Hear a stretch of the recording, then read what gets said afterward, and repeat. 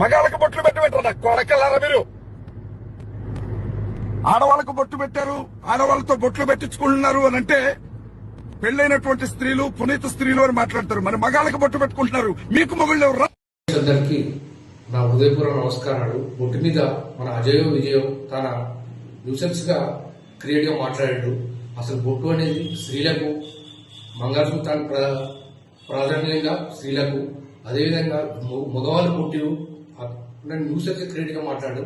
I don't like it. But బొట్టు అనేది విజయానికి వీరత్వానికి, ఆనాడు పూర్వకాలంలో రాజులు దండయాత్రలు చేసి వీరత్వానికి కత్తితోనే తిలకం దిద్ది బొట్టు పెట్టేది. ఆ వీరత్వానికి ప్రతిగా బొట్టు అనేది రక్త తిలకం నుంచి బొట్టు అనేక రూపాలలో వివిధ ప్రాంతాలలో బొట్టు వివిధ రంగాల్లో వచ్చింది.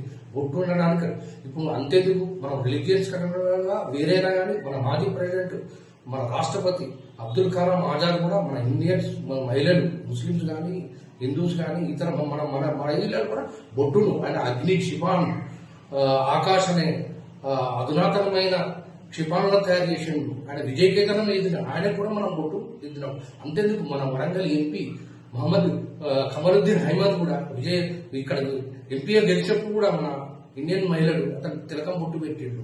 అంటే బొట్టు అనడానికి ప్రాధాన్యత అర్థం తెలియకుండా న్యూసెన్స్ గా మాట్లాడడం, విజయానికి వీరత్వానికి బొట్టు నుంచి ఆ పురాణాల నుంచి మనకు వచ్చి ఆ బొట్టు మొవాళ్ళు పెట్టుకోవడానికి ఆ రీజన్ ఉంటుంది. దీనికి ఎక్స్పెండిచర్ ఇట్లాంటి ఎక్స్పెండిచర్ ఇస్తేనే మనకు అర్థం చేసుకుంటారు.